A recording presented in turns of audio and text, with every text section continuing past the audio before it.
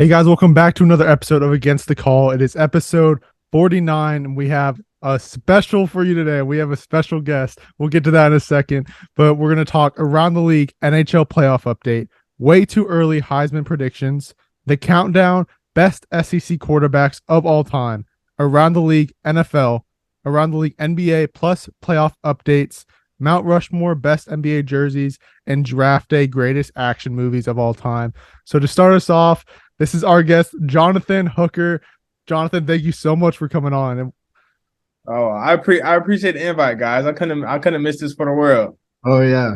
Dude, over there, Jonathan, he's been putting out some great work with Sports Den. It's his own podcast, his own show. He's got some great stuff coming up. He just dropped a little sneak peek of what's coming out there soon. So make sure you guys check out all of his links will be in the description. No worries. You got to check him out. He's great. What he does over there is just tremendous. And Jonathan, man, we're so glad to have you on. And let's talk some sports. Let's just talk some sports. The first question we all want to know is, what are the teams that you support? Baseball is the Braves. That's one. Been a Braves fan since 2012. I remember the Justin Uptons and Dan Ugglas to where we had nobody playing that shortstop to now we got good through the farm system. So I really appreciate our team finally coming along and winning a championship for the state of Georgia.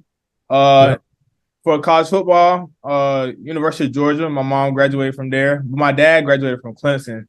So it's been 50-50. My dad and my sister, they cheer for Clemson, while me and my mom, we've been cheering for Georgia all our lives. And so it was pretty bad back and forth. Back in when Deshaun Watson won in 2016, my dad was like, y'all had him in Georgia, and then they got Trevor Lawrence. They won again. And he was talking a whole bunch of smack, and then now Georgia went back to back. And so me and my mom, we've been talking our smack back, making sure that the president still felt of who's really the giant in college football. NFL, I don't really have a team, but I always like players, so I nitpick like which players I like to see. I'll watch like different players each Sunday, see like, oh, he's doing pretty good. I like who do I like? Oh, I had a running back. I love Nick Chubb. That's a Georgia guy. But if it wasn't for Nick Chubb, I like Tony Pollard. Tony Pollard's really good to me. I think he has a chance to like show people what he's really about.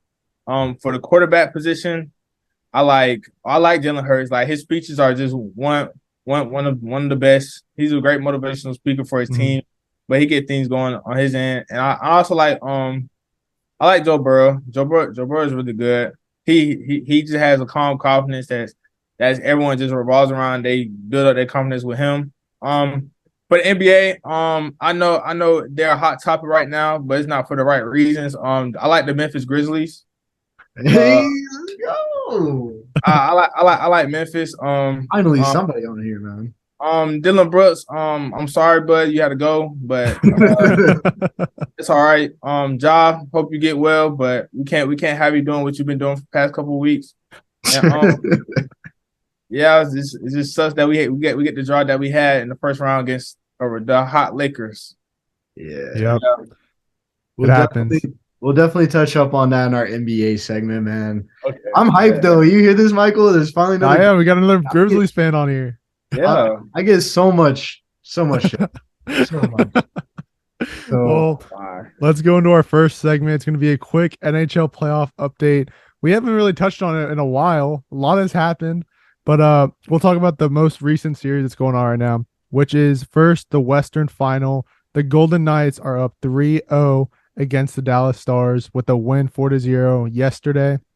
They look to sweep in the series on Thursday night with a win, as well as the Florida Panthers also up 3-0 and looking to sweep tonight against the Hurricanes.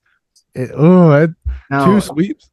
This is crazy, dude. NBA and NHL, there's both been 3-0 leads in both of them for both the conferences. It's something awesome. Like, I'm all for it, especially with these teams that have been 3-0. Nuggets, give me, the Florida Panthers. I'm a Lightning guy, so not a bit like there's a little rivalry there, but they're a little bro. I'm kind of excited for them, especially with them like there's some guy on the team. His name's like Kachuk. I don't know, man. There's a lot of Russian guys on that Canadian guys. I can't pronounce their names, but they're comparing him to Jimmy Butler.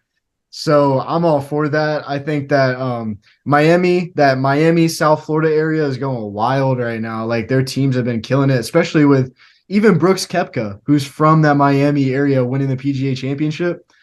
It's just all right there. But yeah, Mike. I mean, the Vegas Knights, they're knocking off. When you're down 3-0, it's happened in NHL a lot though. It's happened 4 or 5 times that there's been teams that have came up 3-0 in NHL playoffs. So it's nothing impossible, but historically for any league, it's very hard. And with the Vegas Knights, they are the number 1 seed, favored. I mean, they should, go to the Stanley Cup. But the thing is that Dallas Stars team was just a dark horse. Everybody had them written off at the beginning, and there was a whole other fan base on the other side that was like, yo, they're making the Stanley Cup. And it's not looking like that at all. And I'm sure for you, Michael, big Bruins guy, must be a little salty that the Florida Panthers could be going all the way, but maybe you're excited because that team is going all the way and they knocked you guys off. How you feel about that? Yeah, they're the team that beat us. I'd rather than be the team that won it all and not have us lose to a team that just like got knocked out the next round. So, well, Jonathan, what do you think about all this stuff, man? It's just a portrait of the NBA, really. But shout out to my guy Jalen. He'll be watching because I tell him all the time I don't understand hockey. So like he works with the Savannah Ghost Pirates. It's down where I go to school at. So he like basically explained NHL to me. And then my other friend Cam, he loves all Boston teams. He's a Celtics fan, Bruins fan, Patriots fan, Red Sox fan. And so with all that, it's just like I just laugh at them because like it's so much going on. And then it's just like with the Florida Panthers doing what they're doing, basically portraying Miami, and then Las Vegas being the Nuggets, I guess, in a sense, just being a better overall team, playing against a dark horse, and showing why they're the number 1 seed is really how it is. Mm-hmm. Hey man, don't get us wrong. We don't keep up with hockey. We just try to report on it. I mean, it is the Stanley Cup playoffs. I think that is one of the best playoffs in the entire year. So, I mean, like, I don't mind it. Now, there's only been a few games that I have sat down and watched, but I don't know. This Florida Panthers team, I'm kind of riding with it. I don't really want them to win the Stanley Cup because then their fan base, if you're a Florida Panthers fan, you're annoying. Your whole fan base is annoying. It's just the truth. But, hey, if you get one, Big Bro and the Tampa Bay Lightning will be happy for you. Just don't try to talk about it forever. Like they talk about their wins against the Lightning like it's like the biggest thing in the world. Like no one really cares. But also to your friend Cam, I'm sorry you got to be a Boston fan as of late, man. It's nothing. It's nothing. Mike, you can't be doing that right now. We're still solid teams, just saying. Still solid teams that aren't pulling through. The greatest NHL regular season team ever dropped out of the playoffs. Your team is down 3-1 to Jimmy Butler. Congrats to him. To an 8th seed, might I add. And on top of that, the Patriots are ass. And then also the Red Sox are mediocre. And you're telling me that they shouldn't be disappointed right now? Mediocre in the hardest division in the league, and we're still over 500. You're literally mediocre. You're in the middle of the pack right now. In the middle of the pack. It's mediocre. Big Rays fan. They finally have a good season. Still not going to go to the World Series, though. But we'll talk about that another time. We're getting off topic here. Let's just move on. It's all right. My camera has a Cardinals pennant right there. So that's nasty. That's nasty work. I ain't going to lie. If you're a Cardinals fan, that's nasty work. That's nasty. Oh, that's bad. Yeah. Well, let's get into our next segment here, which is our way too early Heisman winners. Let's start off with Johnathan here. Number 1, Jordan Travis from Florida State. I feel as though the addition with Jaheim Bell and Keon Coleman through the transfer portal, with Trey Benson and Johnny Wilson, I think this is the perfect time for Jordan Travis to put his name on national notice and for him to win it, because Florida State is really the top dog in the ACC right now with Clemson on a down spiral. We don't know what's going on with UNC. We don't know what's going on with really the rest of the ACC. I feel like Florida State's the only school that's at a smooth coast to say, hey, we know what we have. We brought back a lot of pieces from last year's team. Last year's team was pretty good. They beat the LSU team early on. They had their ups and downs, but was very competitive between the top teams in the ACC. Now they coming in and now they having those additions. There's no reason why he can't win it. Yeah, we actually did this segment way back in like February, January, and if you ever go back, man, that's my pick. I got Jordan Travis as well. And I mean, that comes in like you said, everything is there for him. Last season was preparing him for this season to be great. And I wanted to talk to you about this, Johnathan. Last year with the Heisman running, did you kind of feel like maybe they just kind of gave it to Caleb Williams because there was really no other Heisman like caliber players? Because I kind of feel that way. He had a great season, don't get me wrong, but when it came down to the award, I felt like it was given just because there was nobody else at that level. Like there was nobody that great that year. Yeah, I feel as so. Caleb Williams had the same year as when Johnny Manziel won it. Like they came onto the scene. They were the only one that actually had a name out there. They started winning. And then they took a loss, and then they kept putting up that production. But at the same time, no one else tried to take that from them. Everyone had the opportunity, but they folded in crunch time. And they just gave it to the guy. So, yeah, I feel like Caleb Williams, he was great last year. But when it was time for, like, USC to, like, win those big games and stuff like that, they didn't pull through. And I feel as so, like, my super pick from last year, it was DTR. Yeah, I remember it was DTR. And I feel as so DTR really kept it close with Caleb Williams. I feel as so I said if DTR would have won against USC and UCLA would have been undefeated, I feel like DTR would have been the Heisman.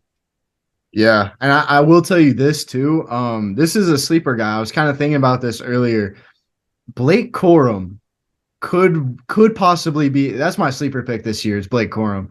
Last year, coming in at what? He came in 7th, I think, after missing like 3 or 4 games off injury. He was leading top 3 the entire season as a running back. And I truly think that if he wouldn't have gotten injured, maybe Michigan wins that TCU game. Maybe he wins Heisman at that point. I think that he is that great of a running back. And on top of that, he's staying in NIL deals. He's ready to make an impact this season. That's a sleeper guy for me. Michael, I think I know who you're going to pick. Who do you got? So when we did this before, I did pick Caleb Williams, and which I'm sticking with Caleb Williams. But I also think Jordan Travis I've seen a lot about Jordan Travis. For Johnathan to know, I've just started getting into college football like this year. Okay. So I'm just starting to get into it. But Caleb Williams did have a good year with 4,500 yards with only 5 picks and 42 touchdowns. Plus he got some more weapons in the transfer portal, which is really good for him. But I do think he could win. But like you guys made solid points with Jordan Travis, and I could see that happening as well. No, my sleeper pick, I say Jaden Daniels from LSU, because with LSU they return a lot. It's the same thing as Jordan Travis, returning a lot of their production from last year's team. They beat Alabama. They did the hard part in the SEC West, is to beat Alabama. Now they have another year of gaining that chemistry, and now I think they're going to open up the playbook even more with having a year together with his offensive coordinator and Brian Kelly. I feel as so he can do well. Like I tell people this all the time. If you can put up over like 3,000 yards passing, have 30 passing touchdowns, and having at least 600 or 700 rushing yards with at least like 10 touchdowns, you're gonna be up for the Heisman. I feel like so Jane Daniels can put up those numbers and be undefeated with that. Yeah, he's definitely got to watch out for. Now I got to ask you about this. This is a guy last season. He kind of surprised some people. Got in the Heisman votes. Drake May. Do you think that he kind of still stays in that Heisman caliber level next season and UNC kind of is a threat? I think Drake May had a great weapon, Josh Downs. I feel as so whenever things got rough, he knew that he can count on Josh. And I saw the spring game, and I saw like there hasn't been no really like that number one guy, that it factor for that offense outside of Drake May. And I feel as so he still needs to build up that chemistry with his wide receiver group. and his other weapons on the offensive end. And I feel as so he can't have that hype and everything, but I don't think he'll win it. I'm agreeing with you. Now, I do think that UNC could be a contender next season for at least the ACC. Like, at least the ACC, of course. They surprised people last year. Great stuff. But even since we're staying on college football, we already got the way too early Heisman picks. I got to ask you, you're a Georgia fan, and you're going to hate me when I say this. I don't care. I'm a Tennessee fan. But let's come together and let's talk about how bad the Gators are going to be next season. Florida's gonna be terrible. They're gonna be worse than Vanderbilt. I'll say that Vanderbilt will beat them. Yeah, I mean they did last year, and they still had Anthony Richardson. So yeah, and the thing is, like Tennessee, like I don't think people understand like the Tennessee and Georgia rivalry is gonna be back on for the next like 5 years because they have Jordan Milton, who's a great who has probably the best arm in college football, and then y'all have like one of the better freshman quarterbacks. And Nico coming in, and I know he'll do his recruiting on his own, recruiting some guys have transfer portals, some guys that's still in high school. I feel as so Tennessee's gonna be back. You guys just need to shore up that defense because y'all defense was a bit weak last year, but it's okay, man. It's okay. Not everyone can be like Georgia right now. Florida's gonna be I'll say 3-9, 4-8. Really? It's gonna be one of those. Yeah, I can't see Florida winning past 5 games. I can't. I don't see them beating Kentucky. I don't see them beating y'all. I don't see them beating us. I don't see them beating Vanderbilt. So it's like that's 4 teams already. So they're gonna play an SEC West team, and I don't think they can beat them. Like their offense, like their starting quarterback is Graham Hurts. Like, come on. We got to get serious. It's not going to happen. Yeah. I mean, his little stint at Wisconsin, that was nothing. Like, there was nothing great out of Mertz there. I mean, and on top of that, Napier's already been talking about, hey, we don't even know the quarterback situation right now. That was at the spring game. Like, that's at the point where you should already have some things figured out. And I'm just glad me and Johnathan can come together and give a little hate to Florida. One of me and Mike's friends, his name is John, and he's a big Florida guy. And we were kind of going over some. Oh, that's so nasty. We were going over the schedule today. He was giving like the losses and wins and everything like that. I think he had him at 5. But there were some games that he was saying like they would win, but they weren't, and a bunch of other stuff. I mean, especially he said they were winning against Kentucky, and I was like, you don't realize that it's in Kentucky for that game, and they just beat y'all last year. So he has to say that back. There's no, at least Kentucky has their quarterback situation figured out. Mm-hmm. Yeah, exactly. So I don't know, man, but we can move on. Let's stick with college football. The countdown from 5 to 1. The best SEC quarterbacks of all time. Michael, you go ahead. For me, at my number 5, I'm going Johnny Manziel. He is the first freshman to win Heisman Trophy, which was in 2012. He has a total of 5,116 yards with 47 touchdowns, passing and rushing, and he only had 9 interceptions as a freshman. And then he came in 5th in Heisman voting the following year. The next year, Manziel threw for 4,100 yards, the 3rd most in a single season in SEC history at the time. In back-to-back years, Manziel was responsible for 47 and 46 touchdowns, and he was a national champion. So that's why I have him at my 5. Wait. Johnny Manziel never won a national championship. Oh, he didn't? Nah. Oh, no. Oh, well. Johnny was great, but he never won one. He never got there. Oh, that's my bad. Oops. It's all right. He's new to college. I'm new. I'm sorry. Let's go over. At my 4, I have Cam Newton. Michael, what we should do is like how y'all kind of do on the other show. On the uppercut, like 5. Yeah, let's just go like from 5. All right. So Johnathan, what's your number 5? 5. I have I have to go with Johnny Manziel as well. Johnny was electric, and he put up great numbers. He made Texas A&M what Texas A&M wants to be now, which is electrifying, sold out crowds, primetime TV all the time. I feel as so. If Johnny Manziel had an NIL deal, he'll be probably the richest college football player ever with a Cash App deal. But it is what it is. Mm-hmm. Yeah, for me, I'm actually agreeing with both of you guys. I got Johnny Manziel in my 5. The sole purpose of that too was that was the year that Texas A&M just joined the SEC, and he balled out. He balled out his first year as a freshman in a new conference that the Texas A&M had never seen before. Beat teams like Alabama, who at the time was running the tables, and I mean it's incredible. Like the first freshman to do it. I mean, it's just incredible. Give me that. You guys have already basically said everything else. Yeah.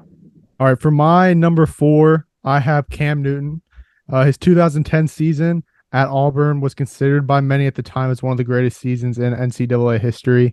Newton's 182 passer rating in 2010 was the best single season mark in the SEC history at the time. His 51 total touchdowns were the second most in that conference history, and he won the 2010 Heisman.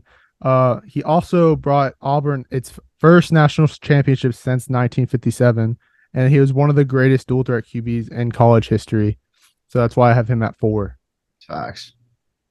Okay. For my 4, I'll go with Stetson Bennett.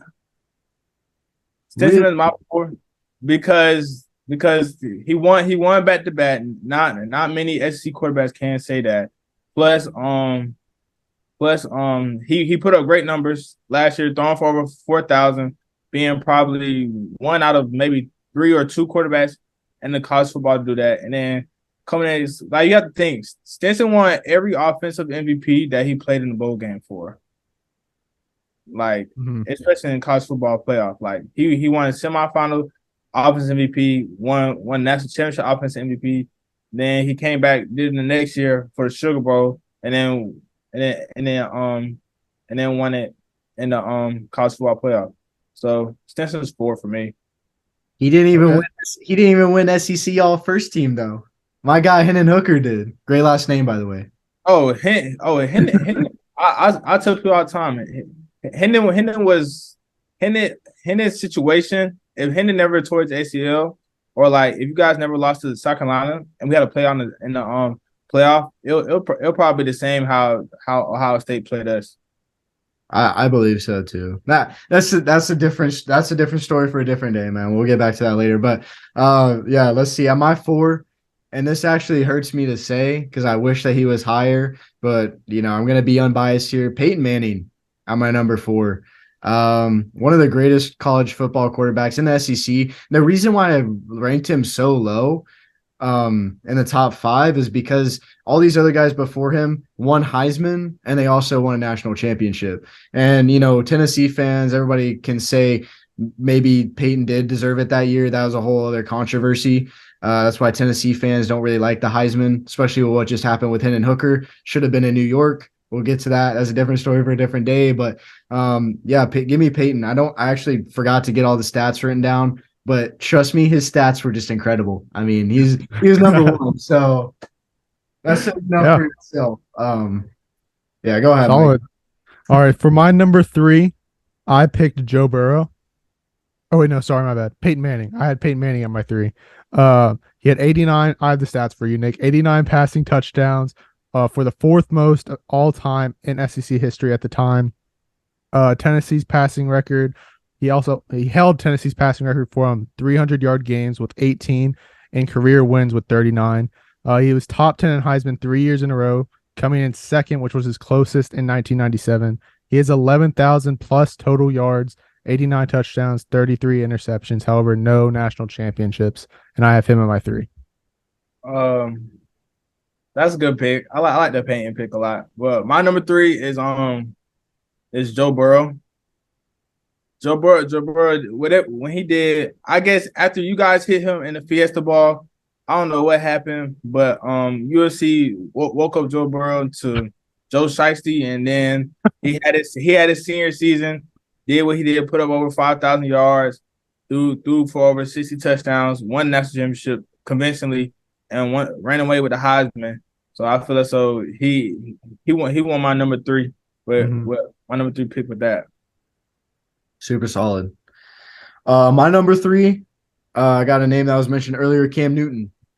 We're talking about a guy who won a national championship for a pretty struggling Auburn team for a while. And I know some Florida Gator fans were just talking about it earlier. They're beating themselves up over this pick. I mean, should have been their guy or whatnot. But Cam Newton at my number three. And that comes with the sole fact that, I mean, he's just a dog. Like when it's compared to the guys like after him, or I put before him or whatever on this list, Peyton Manning, Johnny Manziel, I could see him at the college level playing better than any of these guys for the sole fact that he's a scrambler.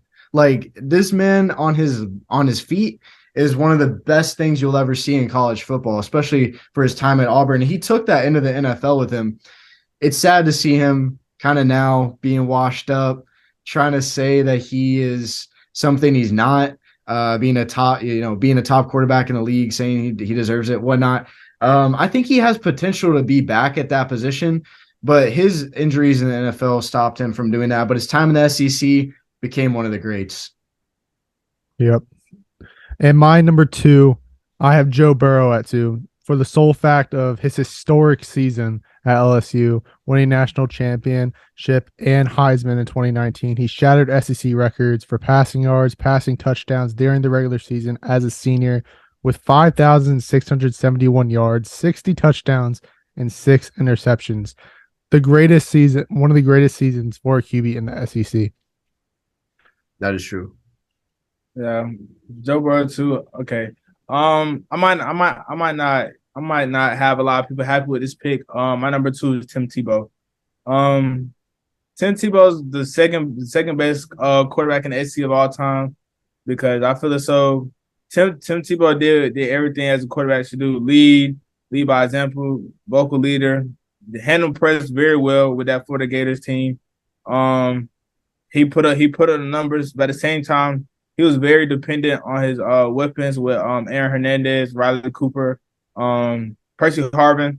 Like if you go back and watch those Florida Gators team, like Percy Harvin was the most dynamic person on that field, 10 out of 10 times. And I feel as though Tim Tebow had his Heisman moments. Like I'm not going to take away that from him. But I feel as though Tim Tebow is number two, and is rightfully so. All right, yeah. I mean, there are going to be some people that might be mad about that. I'm not going to lie. It definitely might be. But number two, I'm going to agree with Michael. Give me Joe Burrow. One of the greatest SEC, and not only SEC, Heisman, just college football quarterback season ever. He put that up, and I mean, he did have some great guys to throw to. Yeah, Justin Jefferson, Jamar Chase. I mean, we're talking crazy good guys. But that doesn't, despite the fact that he put up that many yards, he also was pretty good at scrambling in college as well. Not Cam Newton level, obviously, but he was very good at it. And like you said, I like how you threw in the little UCF plug. Yeah, we made Joe Burrow. That's my college right there. But yeah, give me Joe Burrow, man. All right, and for my number one, I'm picking Tim Tebow. Growing up, he's the name I heard about all the time. He was one of the hottest things in college football. He's a 3-time first team All SEC. He led Florida to a 13-1 record and the national championship in 2008. He's a 2007 Heisman Trophy winner, with the best in the SEC history for a quarterback. He came in third in 2008 and fifth in 2009. At the time, his 55 total touchdowns were an SEC record, and his 23 rushing touchdowns were also a record. Tebow left as the highest rated passer in the SEC history with he also had 9,285 yards, 88 touchdowns, and only 16 interceptions with 2 national championships. So I had to put him at one. Yeah, Tim Tebow is like, when you go down stats, Tim Tebow is amazing.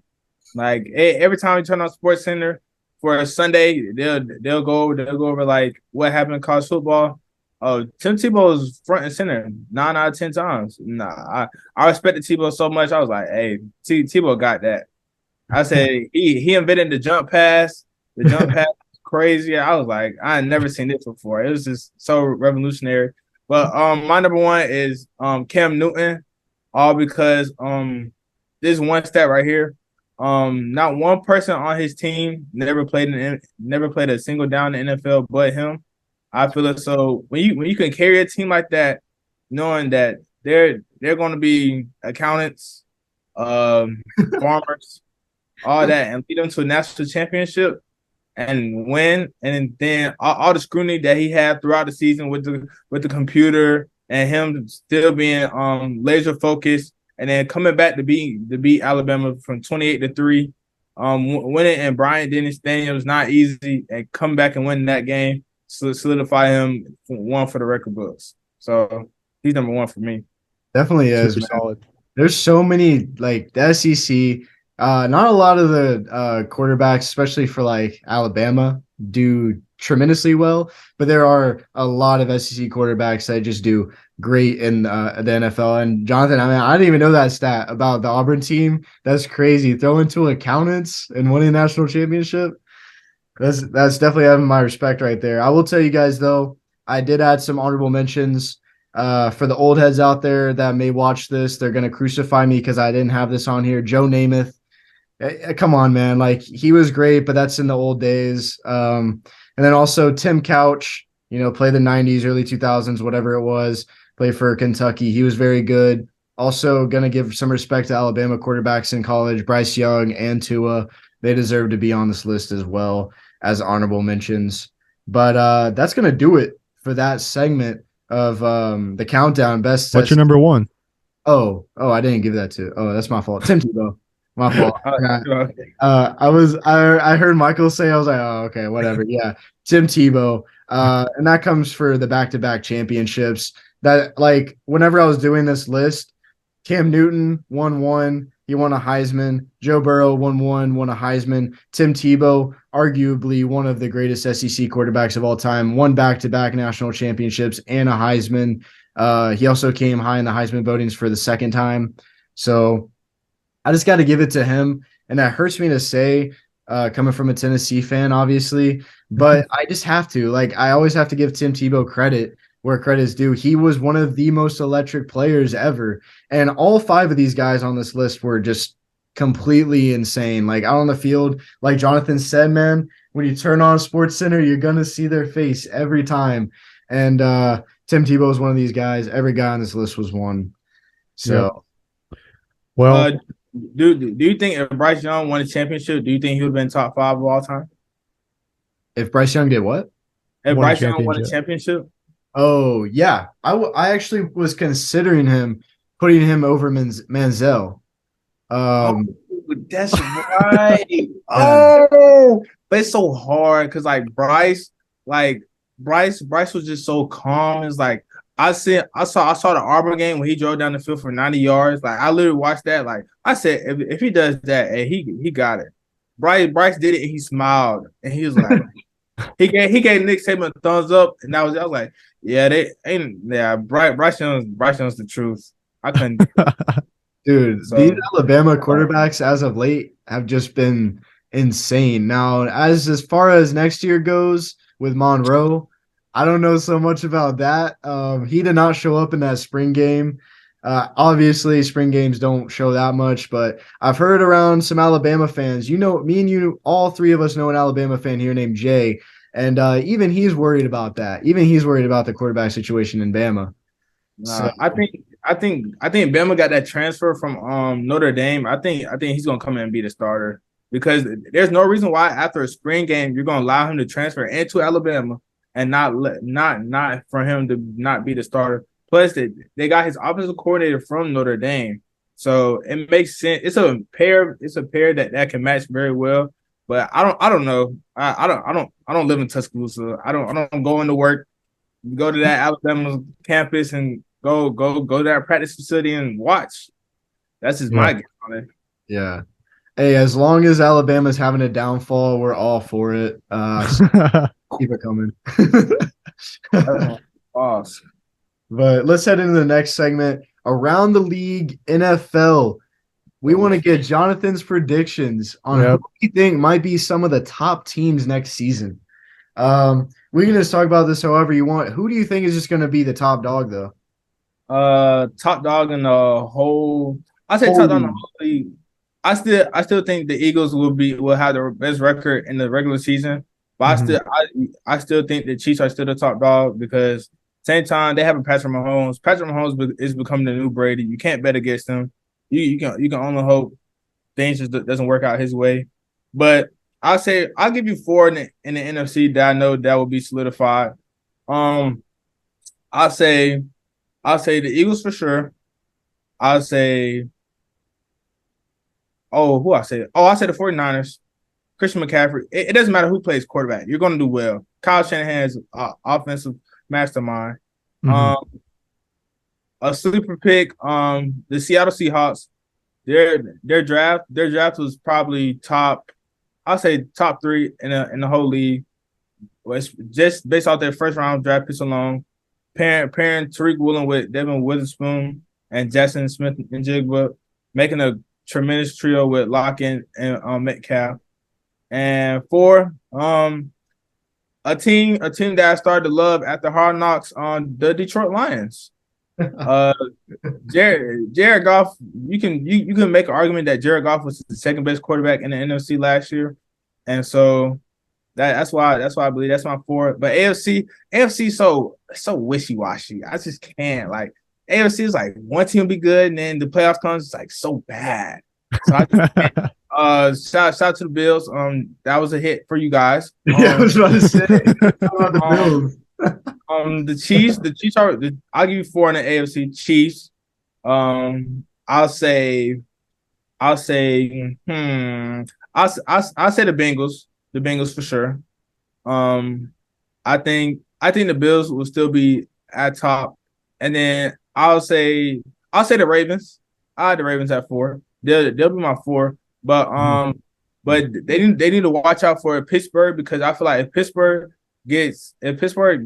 still gets going, I'll say in like 3 years, then those Pittsburgh and Baltimore days will be back revolutionary because I feel it. So why didn't Mike Tomlin have a losing season with Kenny Pickett as a starting quarterback? I do not know. That's something I have to figure out myself. But them doing well in the draft, developing players, and having weapons on the offensive end, and also getting guys on defense end, I think the Steelers can make a run in a year or two with having the year core, getting them experience. And I feel so. Those are my 4. Yeah, those are my 4. The Titans are going to be terrible though. Who else do you see just being terrible?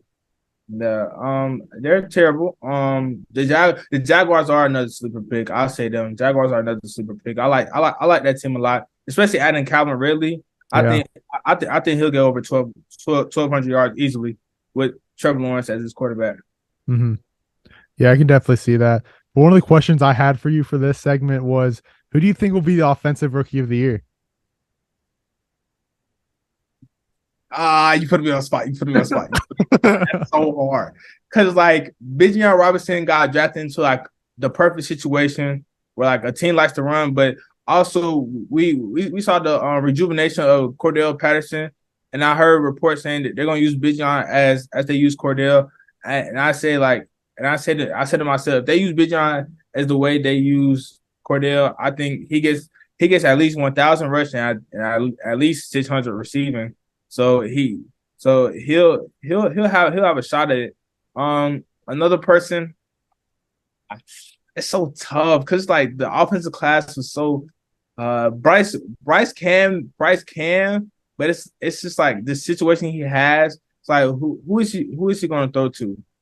In reality, like it's not a lot of people, but I feel as so Bryce can make it happen, and I feel as so Bryce like. God forbid that Bryce gets hurt for the season long. I think Bryce will get hurt like an ankle injury. It'll set him out for like two weeks because of wear and tear on his body. But other than that, Bryce has a shot. Anthony Richardson. I don't get the Anthony Richardson hype right now. I don't, because I feel as though he needs to take a year and sit down and learn. Because I feel as though like the quarterbacks who did, because we saw Jalen Hurts, his rookie season, he took like a half a season and then he progressed as the season went on, and we saw how good he can be. And then year two he came out, and then Patrick Mahomes took the whole year, and then we saw year two he came on the scene and won all those awards. I feel so Anderson. I hope he does that, because if not, Colts have to be looking out for a new quarterback soon. It's just if I was a betting man, I'll go Bijan Robinson. Bijan. Interesting. I haven't seen that. Yeah, no, that's a first. I mean, it would be the first running back offensive player of the year in a minute too. I can't even think of the last one, but I do want to ask you this. So you're talking about like sitting behind people, stuff like that. Well, there's a guy that's been sitting behind the GOAT. His name's Kyle Trask. Do you see him being good if he does get that start for the Bucs? Name me a Florida quarterback who's been successful in the league. That's all. Yeah, bro, I can't. So no, like they'll be last, and it'll be pretty bad. I think they'll win 3 games. 3 games, wow. 3 or 4. Because dude. Okay, let me ask you this: do you see the Buccaneers beating the Panthers twice? Honestly, it could be 1-1. It could be. If Baker's in that cycle where it's like underdog mentality, does crap, and then has a good game, that area in the cycle, yeah, it could be. If Baker starts, they could go back and forth. They could. Yeah, I can see 1-1 in that. But you have to think, if the Buccaneers doesn't win a lot throughout the season, you have to think they might become sellers at the trade deadline and just try to get picks. So that means trading Levante David, trading Devin White, maybe trading Carlton Davis, and maybe trading one of those wide receivers that they have. And I just have to think like the whole season, like it's a 17-game season. So we have to look at it as like, okay, by the midway point, what do you think their record is?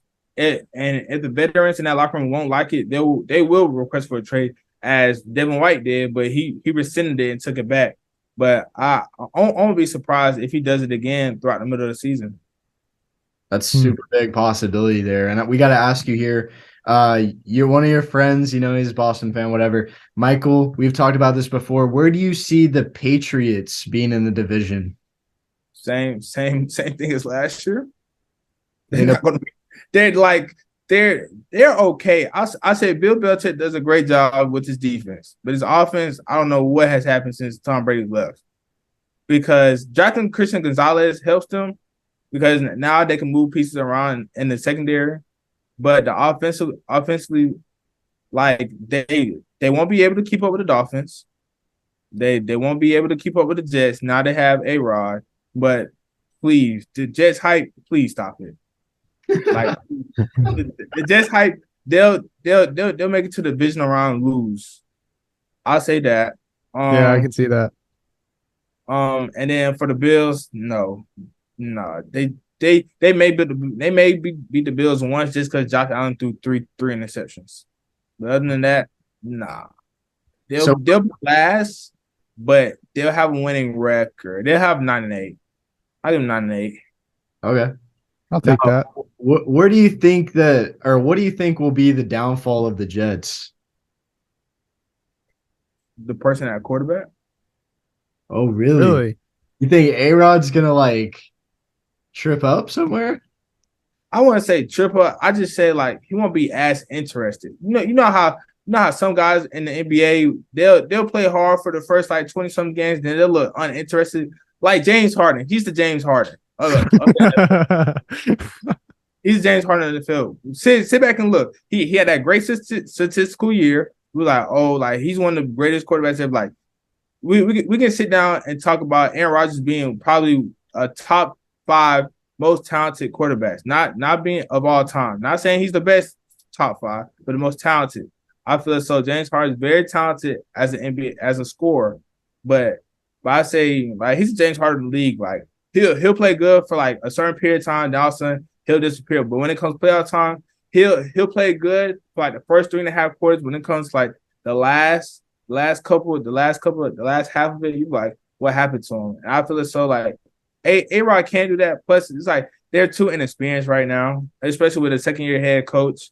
Even though he came from the 49ers, Robert Saleh, I think it's so like they have to do a better job of sustaining their success, because they were at a high and then they just dropped down. And plus, having Breece Hall back will pay dividends.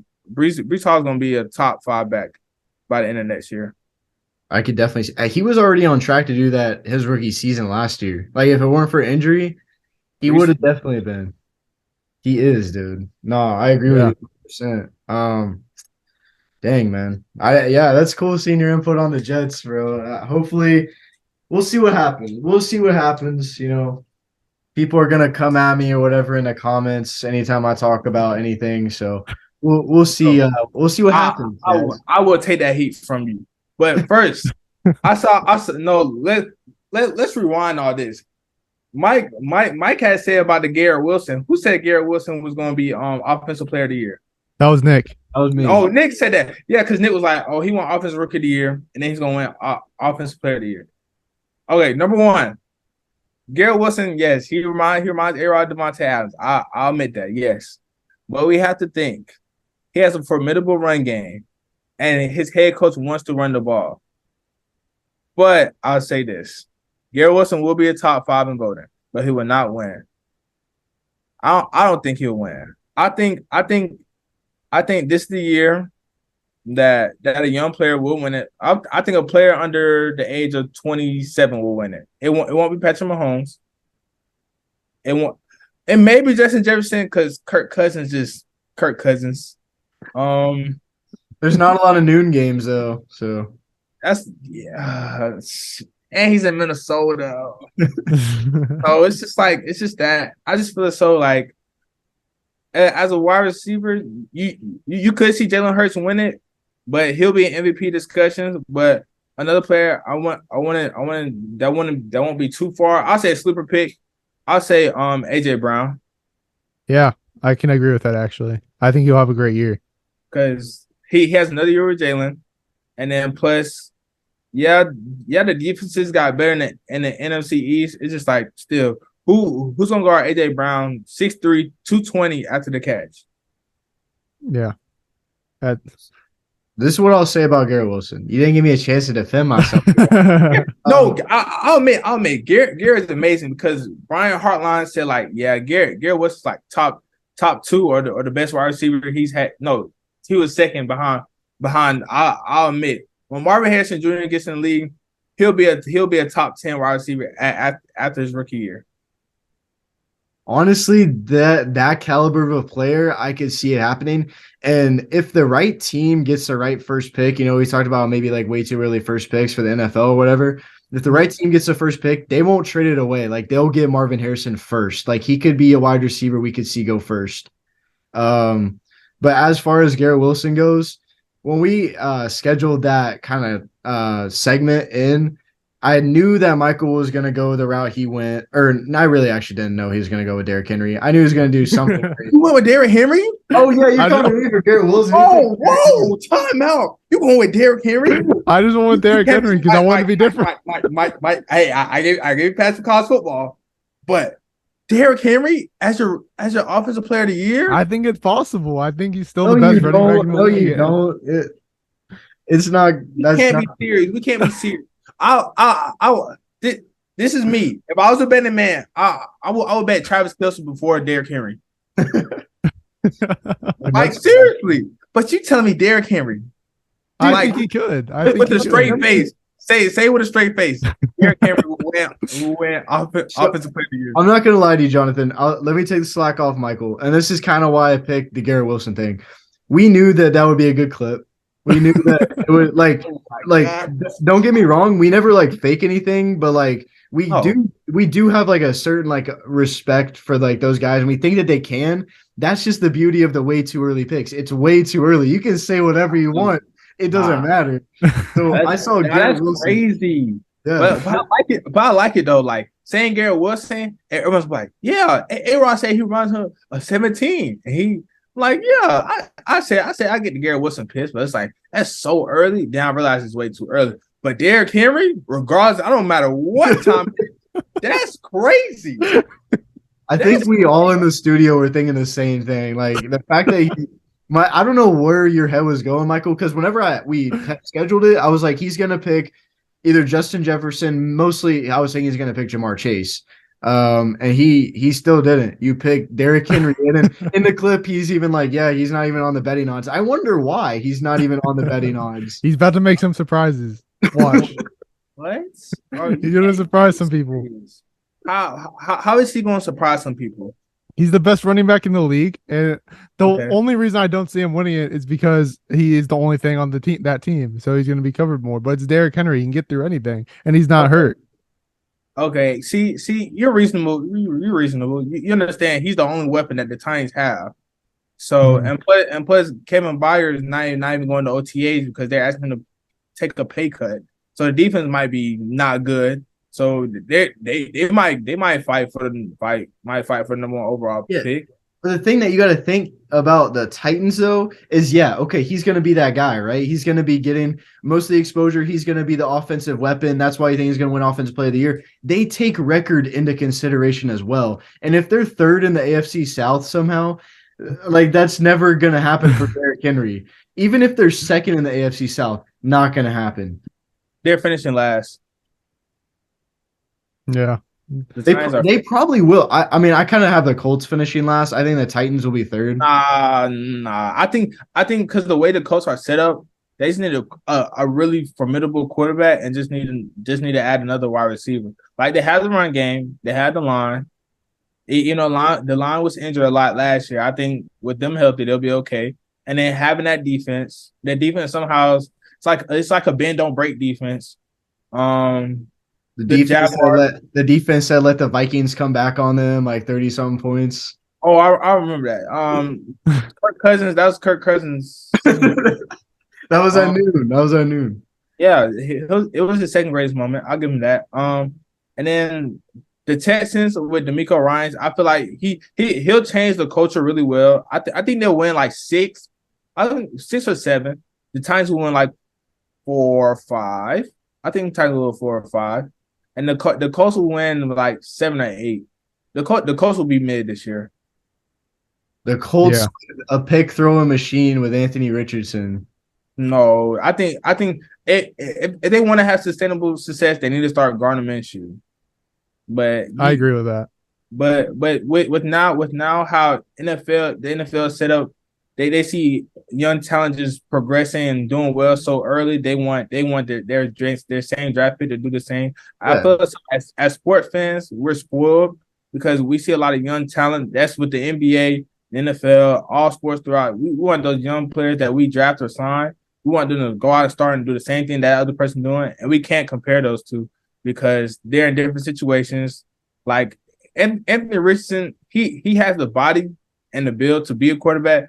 He just needs to take time and actually learn and develop to be that quarterback that you want him to be.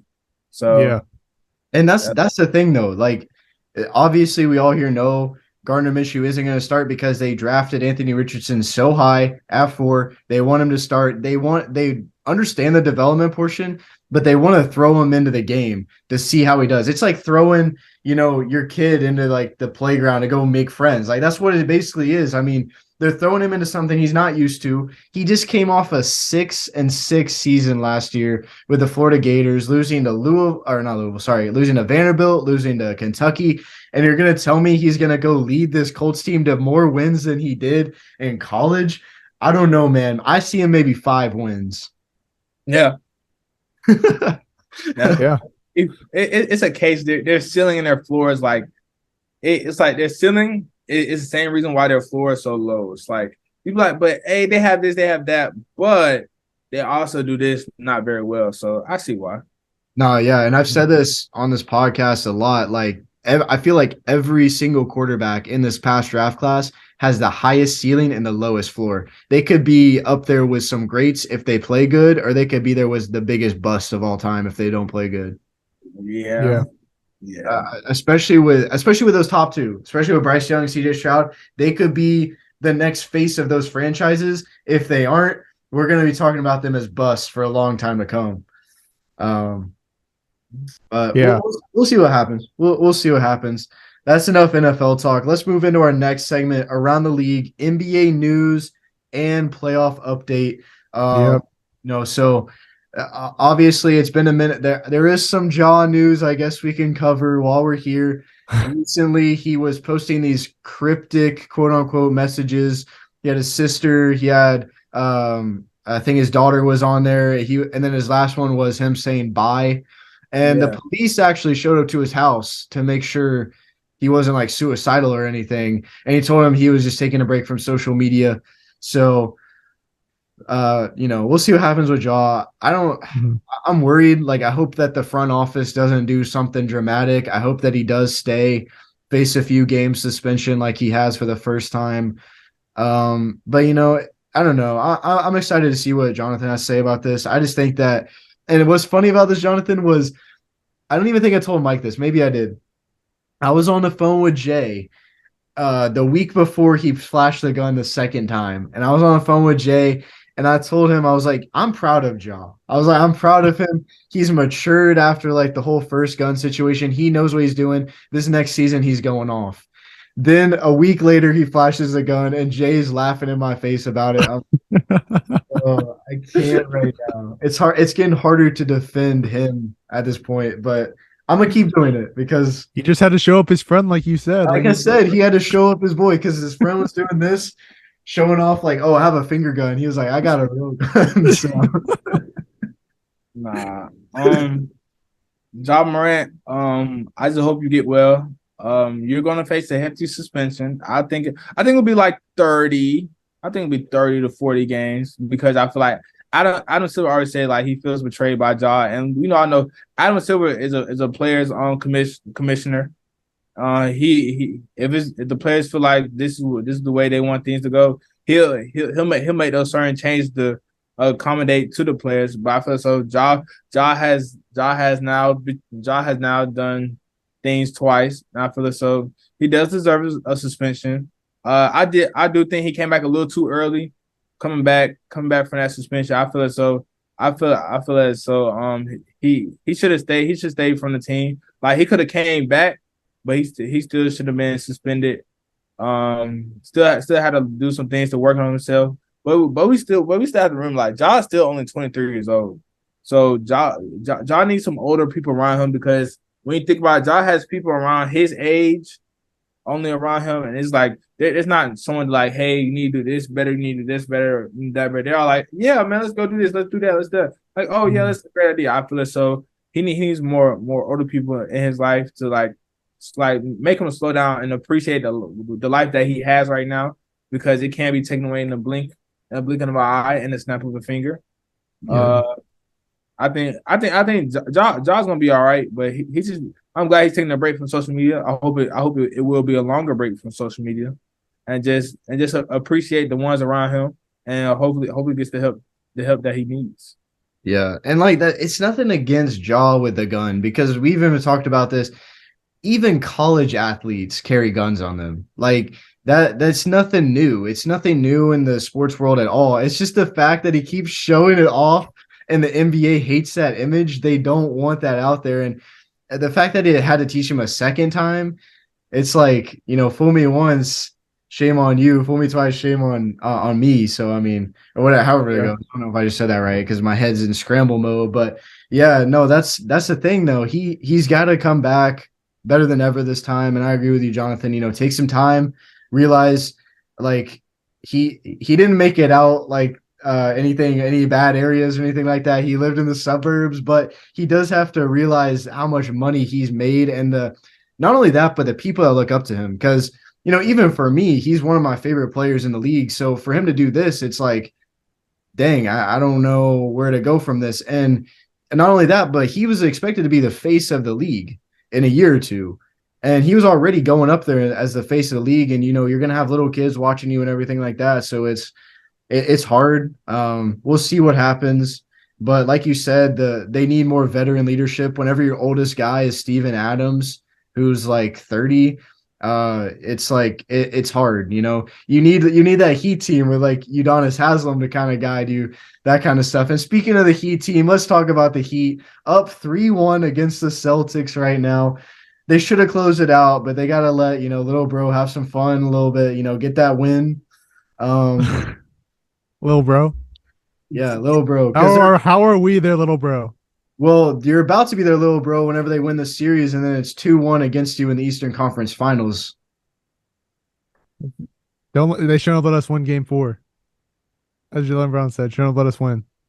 Dude, I'm not even gonna lie to y'all. I had that in my arsenal. I had it ready to go. Let me pull it up right now. I had this in my photo camera roll. Don't let us get one. Don't let us win tonight. We got it tonight. I texted our friend John after, and I was like, I'm so mad that they won because I wanted to send that and just say, all right, we didn't let you win. You're welcome. But let's be real here. They're not coming back from this deficit. And if they do come back from this deficit, I'm going to call it right now. Just make it out. If they do, it's because how much the media has talked about this.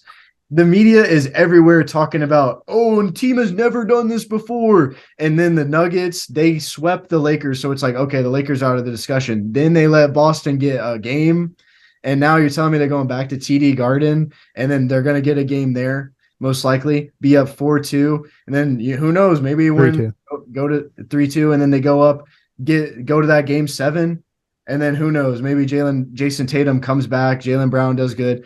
I don't think that's going to happen, but the media is pushing it so much that I won't be surprised if it does. I'm just hoping for the best. I'm just praying. I turned off the Game 2 and then Game 3. It was the tough watch, especially Game 3. Game 3 was awesome, bro. I watched the whole thing. Yeah, I'm sure you did. Also, the point where, like, dude, I don't even know. I love Jason Tatum. I love Grant Williams. And we didn't even get to speak about this because we didn't have another segment this past week. But Grant Williams, he poked the bear, but I don't blame him for poking it because, I heard this on NBA on TNT and everything like that. Grant Williams was the only guy that had fight that entire game. I don't know what's up with the Celtics. I don't know why they're so sluggish. I don't know why they look tired every game I watch them play. Also, they want to put all this blame on Joe Mazzulla. And I'm wondering what your thoughts are on that, Mike, because it's not only on TikTok, different media sources, it's on NBA TNT. The guys, I'm seeing Chuck, Kenny, they're all talking about it's on Joe Mazzulla. And you're telling me you're going to put all the blame on him whenever I'm not. I like Joe Mazzulla. I think he's had a very good season for a first year. He's got us the 2nd seed. And yes, he has a really good team around him, but again, it's his first year, so you can't. And it's not just his fault. It's the whole team. It's the coaches also around him. It's how his players come out to play. It's if they take it seriously. I don't like all the hate on Joe Mazzulla. Bro, I will tell you though, y'all can hate me for this, whatever. It's hard watching some of the people on the Celtics. He has such dumb faces. I hate seeing Derek White's face. A stupid ass hairline. Like, it makes me so mad whenever he makes a shot because I'm like, dude, you look so stupid. I see Joe Mazzulla, like, stern face on the sidelines. I'm like, dude, Jimmy Butler's about to knock you out of something else again. He knocked him out of the NCAA tournament when he was a senior. I'm just waiting for Jimmy Butler to do it again in the biggest moments of his life. Give me the Heat in 6. Okay, one. The Joe Mazzulla slander is crazy because we have to think about it. Joe Mazzulla doesn't even have a coaching staff anymore because you gotta remember one of their assistant coaches got hired by Georgia Tech, and then another one left to go get hired by another team. So he basically doesn't even have the staff that he wants. That's one. Mm-hmm. Yeah. 2, the Jason Tatum slander is crazy. Like he said humbly, he's one of the best players in the world. World laughed at him. Came back and dropped 51. And then y'all say the game 7 Tatum, like Tatum hasn't been showing us playoffs. Like the game 7 Tatum is crazy because like the finals, I thought the finals changed that narrative because when you go back and look at Jason Tatum, before that, Jason Tatum has shown up each and every time Boston was in the playoffs. Like, do we forget as a rookie, he done on LeBron James in 2018. Yep. That Like, was cool. that's what I have to. That's why I have to remind people. And then they said Jason Tatum is saving his legacy. He's 25. Yeah. Like super young. Like Jordan didn't win one till he was 28. Kobe didn't win one till he was 27. LeBron didn't win one till he was 27. So it's like, let's relax. Like, give these guys time to like, let's actually let them develop. Let them develop chemistry. Let's let them cook. Let's let them cook. But it's like right now, it's a lot of slander, and I get why they're number one seed, but we can't forget, like, Miami has the best coach in the NBA. That's Coach Spoelstra. They have arguably a top 5 player performer within today's game, and Jimmy Butler. And then it's like those role guys, they understand their role and they play it to a T. Bam's showing up on the offensive end, and then he's going out blocking shots, defending perimeter guys. He's doing well, and Bam showing up. And I think it's so like, I don't know. I ain't gonna lie. It is a W script by the NBA. With Boston going back, they're not losing game 5. Game 6, then everyone's gonna be like, oh, it's a 50-50 game. Because we all know in game 7, if they go back to Boston, Miami's losing.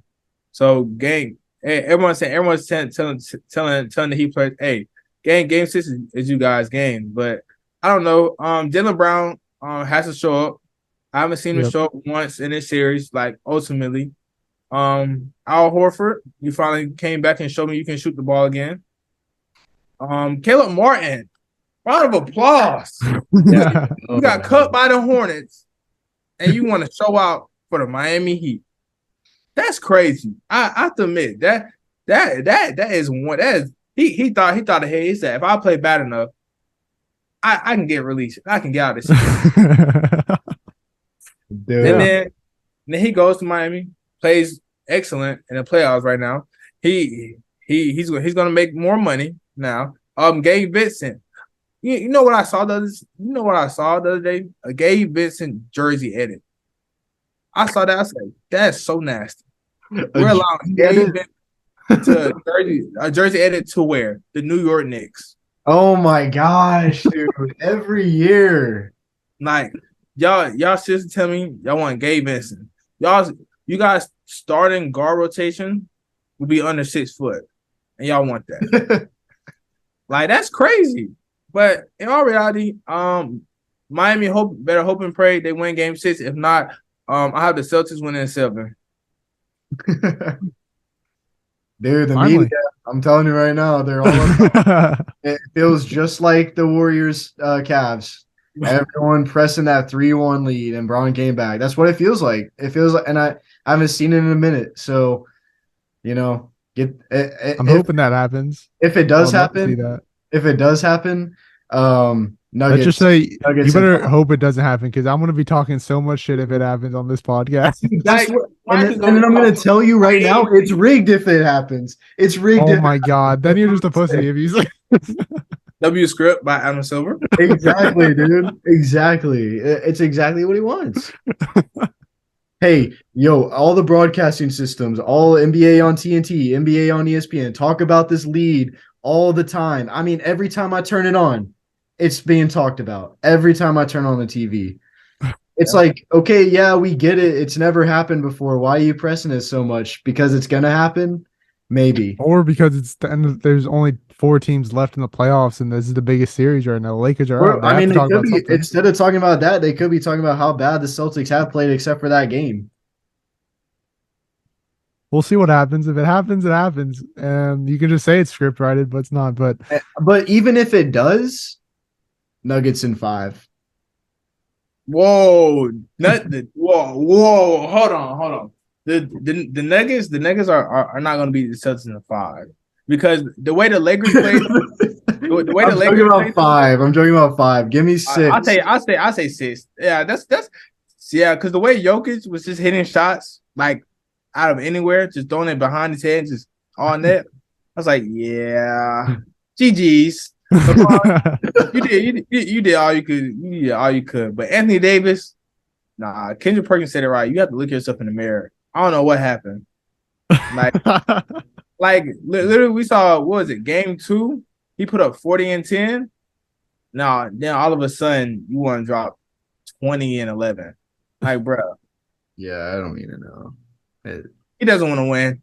No, then he just gets hurt all the time as well. That's gonna be another jersey edit you see. Anthony Davis on the Knicks. I swear. No.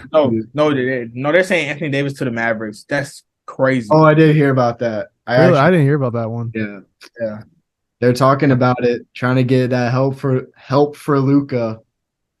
I don't know. He's had a lot of help. I don't know what they're talking about, honestly. Luka does need help though. Like he's gonna be. Kristaps. He had Jalen Brunson. He had. No, I know. I'm just saying. I don't know what else he needs, but he gets the players. He needs help in some sort of form, whether that's players, better coaching. He just put in a bad position, in my opinion. Nah. I think the GM messed him up trading everybody away for Kyrie. That was stupid. Like the whole role guys, like that messed him up. But like Luka has to look himself in the mirror, because like there's no way that you're this good, this young, and you're not in the playoffs. So that's why I said Luka has to look himself in the mirror. He has to understand, he has to get in a better shape. 1, 2, the coaching has been terrible for Dallas. I think when he ran Rick Carl out, I think it was a bad move on him, because Jason Kidd can't coach like that. Jason Kidd can't coach. It's like Jason Kidd and Steve Nash is the same coach, just different fonts. Honestly, I'm not gonna lie, that's true. And even Steve Nash is being interviewed for the Raptors position. Oh, it's because he's Canadian. Oh, that's so nasty. Please stop. Steve Nash can't coach. Like I'd rather see Steve Nash as like a player development before a coach again. Like if he does a player development, I'm cool with that. But we're seriously gonna say Steve Nash can say, yeah, he made great decisions on the court as a player. We think he can do the same thing. We think he can do the same thing as a head coach. We saw what happened in Brooklyn. Please stop. At the same time, let's get a little pressure off of him. I mean, James Harden, Kyrie Irving, and Kevin Durant, never gonna work. It's never gonna work. I mean, this dates back to the big three in Brooklyn with Paul Pierce, Kevin Garnett, and who was the other guy that was there? Did they trade Rajon Rondo there too? It was Darren Williams. Darren Williams, yeah, exactly. That big three never worked either. I mean, we'll see. Brooklyn just has tough luck. They do. I actually agree with you, Jonathan. I don't think Steve Nash is like that great of a coach. Also, Jason Kidd, like you said, he's not great of a coach either. His stint with the Bucks, absolutely not that great at all. I don't even think they made the playoffs with him as a head coach. They did, but they always got like swept or gentleman sweep. Yeah. It was just like, how do you guys feel about Mike Budenholzer? Honest opinions. Honestly, I don't think that that's another thing we never really got to talk about on here. Budenholzer getting fired, Monty Williams getting fired, and Doc Rivers getting fired. All guys who have had the most winning records in the past few years. But as far as Budenholzer goes, I actually don't think he's that bad of a coach. Yeah, I agree with that. A championship coach. I don't think any of those guys I just listed are bad coaches. I think that they are the best of the best in the game right now.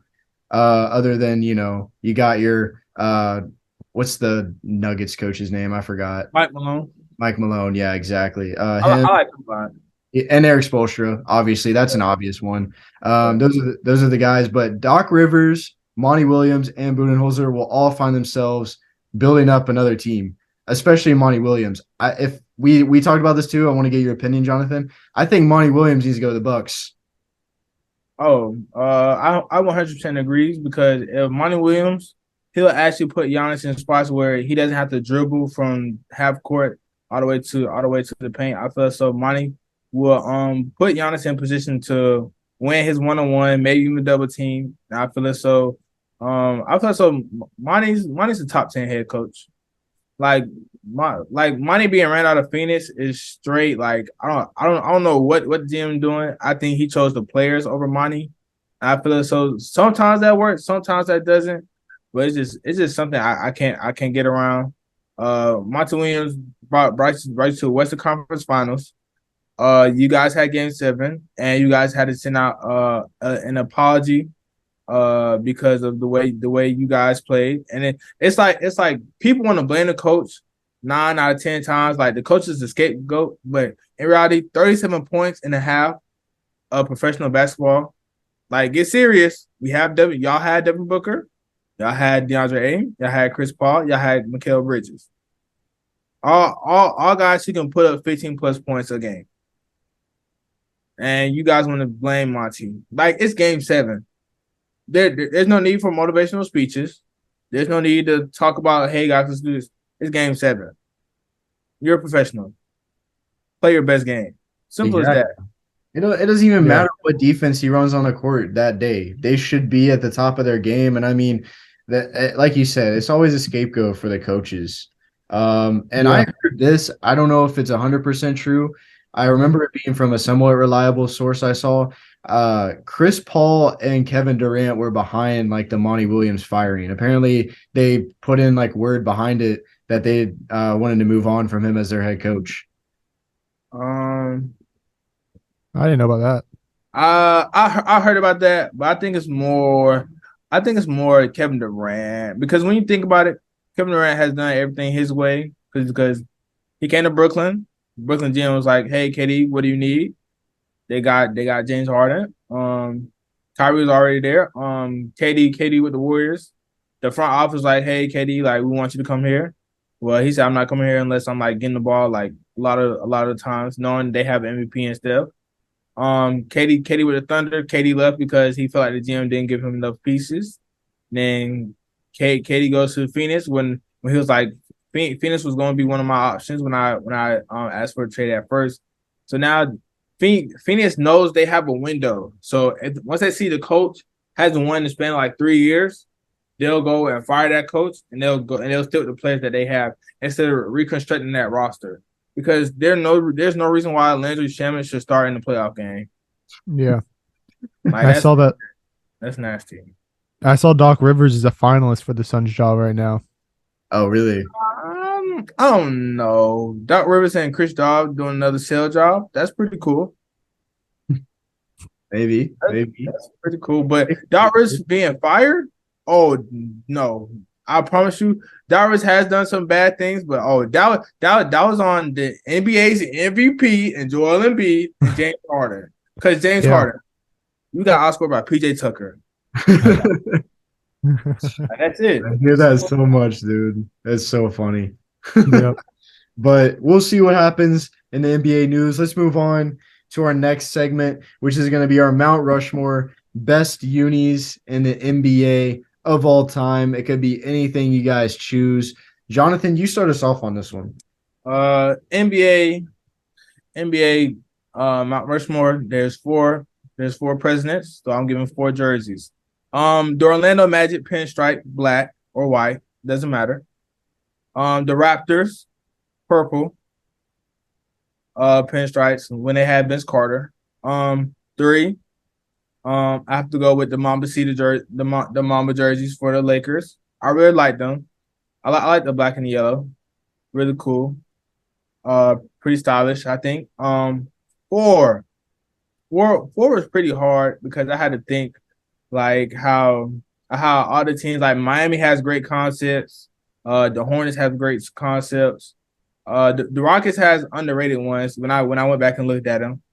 But I have to go with the Memphis, the black ones, or I have to go with the Memphis, with a grizzly bear on it. Yes. Yeah. All right, that's good. That's a great list. No, that's good. Yeah. I wasn't even thinking about one of those, but pretty solid. I'm not gonna lie. Michael, you want to go next?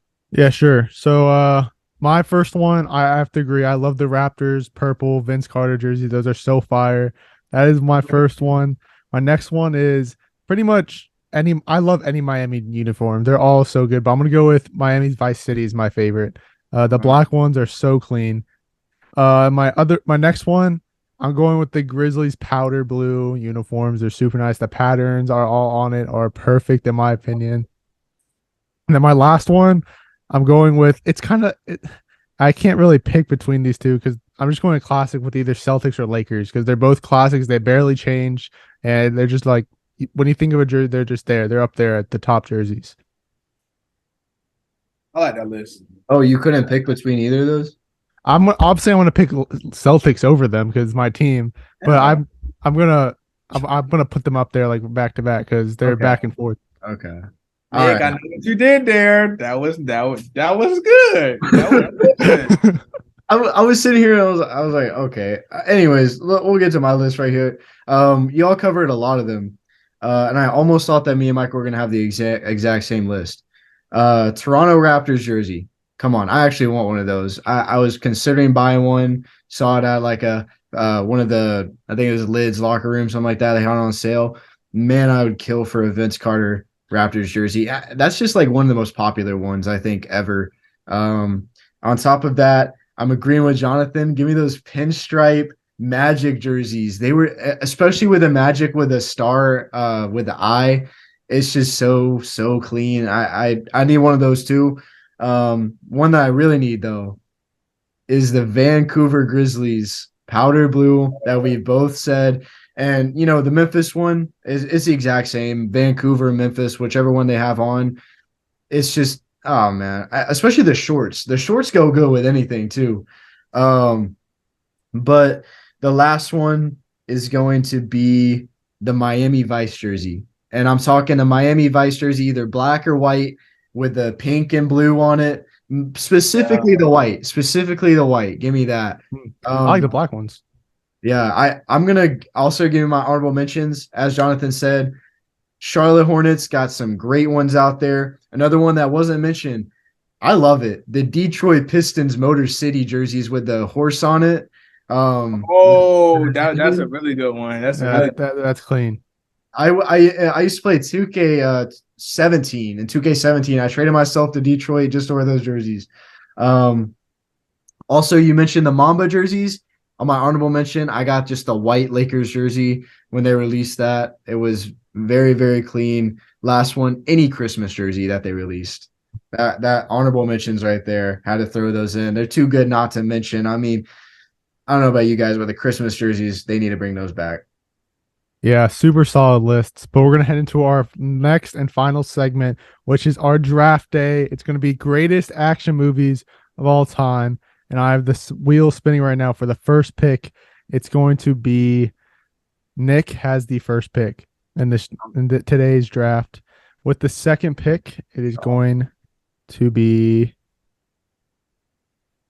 Johnathan. Johnathan has the number 2, and I have the final pick in this draft. It is a snake draft, so we'll start off. Nick, go ahead. Man, you know, there's a lot of great ones out there. Obviously, give me, what are you considering an action movie? By the way, like that's very broad. I mean, you could even. I mean, you can think war movies, superhero movies. All right, give me The Matrix. Yeah. I was just thinking about it earlier today. Might as well take it. All right, Johnathan, your pick. Give me John Wick. Yep. Expecting that one to go early. Thank you. All right, with my pick, I'm going to go Avengers Endgame. Bro. All right. The first round went Matrix at 1 with Nick, John Wick at 2 for Johnathan, and Avengers Endgame at 3. Then, by the way, it's a 5-round draft. And my next pick for the beginning of this round is going to be American Sniper. Ooh, that's a really good one. Solid. All right, Johnathan, you're up.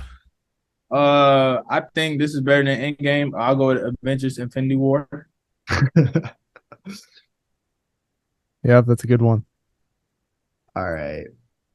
Let me think here, man. There's like so many good ones. I'm having to look at this because I forgot to get a little draft board going. But give me The Dark Knight. That's a good one. All right, round 2. It goes American Sniper at 1, Avengers Infinity War at 2, and Dark Knight at 3. Nick, go ahead.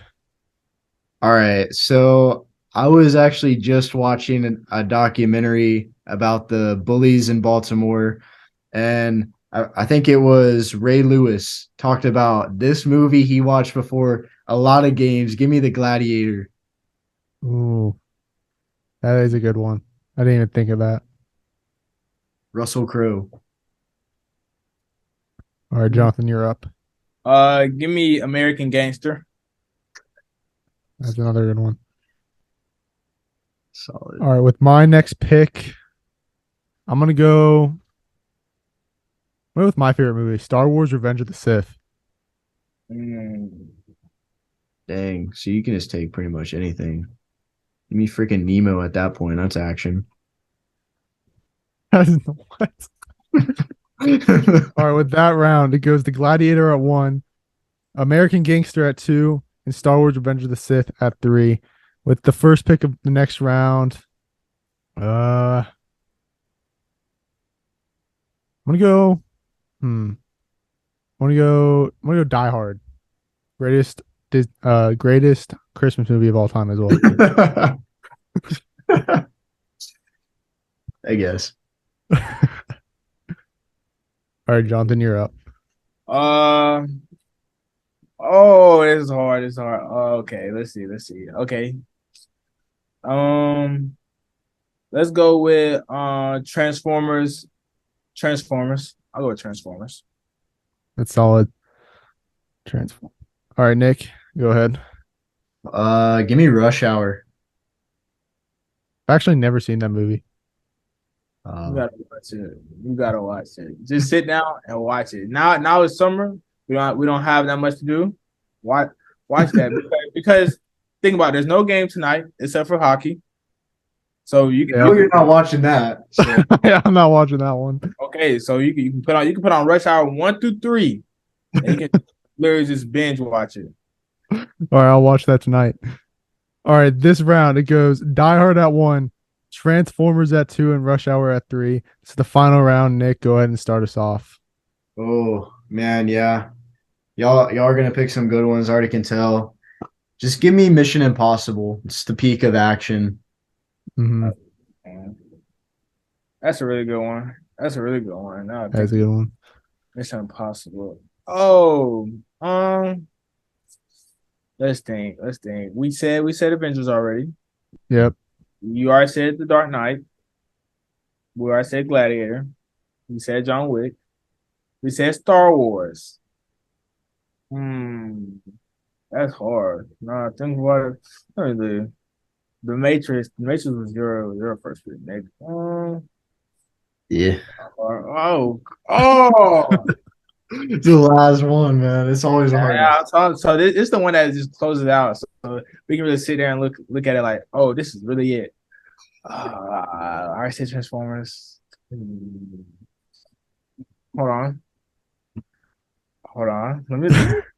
Let me make sure I'm going to make the right pick. Because if I don't make the right pick, I'm going to be angry.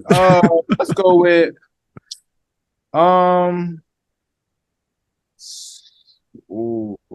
it's that or that. Okay. Let's go with Spider-Man 2. Dang, I was about to. Oh, that was gonna be my next pick. Damn. Let's go. It was either that or No Way Home. Oh, well, I can go that route actually. But no, I'm not gonna go that route. I'm gonna go a classic action movie. I'm gonna go Indiana Jones and the Temple of Doom.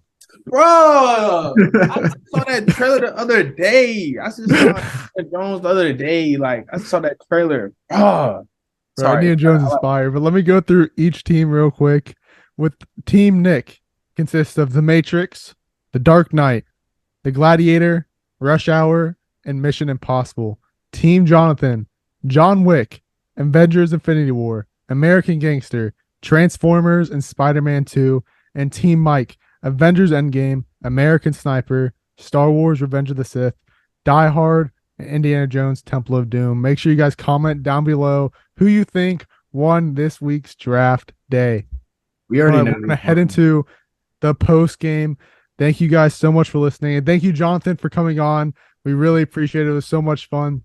We'll Yeah. have all of his links in the all of his social links down below in the descriptions. But Nick, you have anything to say? No, man, just Johnathan, dude. Thank you so much for coming on today. Like you gave the energy, you gave the answers to our questions. I mean, some people they're too scared to go on a podcast and share their thoughts on sports, afraid to get hate for it or whatever. But you brought it, man. You said the Jets weren't making the playoff, or they were making the playoffs out first round. You got to respect everything this man said on here. And Johnathan, we hope to have you again in the future for sure. Yep. Of course, man. Of course. I appreciate you too inviting me coming along. It was one good episode for real. And then the action movies draft. Yeah, that one had me thinking for real. Cause I remember like literally I literally saw the other day on Fast 10. So it was Fast 10. If you haven't watched it, go watch it. It's not like the other ones. I good? think I'll give it an 8.5 out of 10, really. Wow. It beats Like- them going to space in a car. No. Jonathan, you're the reason they keep making these movies, bro. Whoa. Please, let's not do that. Please. I wait until it hits my subscription for me to watch. But no, Fast 10, like Fast 10 is gonna be a trilogy, and I think they did a great job portraying everything that goes on. You even had old characters come back, so I really enjoyed it. It was pretty good. I'll give it an 8.5. All right, I gotta watch it now. Gotta watch it. I saw some meme, bro, and it was like the grossing profit of that movie was like 330 million. And it was all of the reason they keep making these. It's crazy. There's 10 of them now. They were supposed to end it at 7, and now 10 is going to be a trilogy.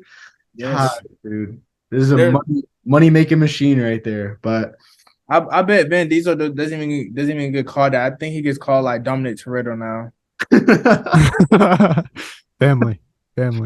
All about family. That's all right. We're getting off topic here. That's gonna do it for this episode of Against the Call. Jonathan, man, thank you so much for coming. He does great work over at Sports Den. He's gonna come out with some great stuff as we mentioned before. So please check that out if you guys have gotten this far, and we'll catch you guys in the next one.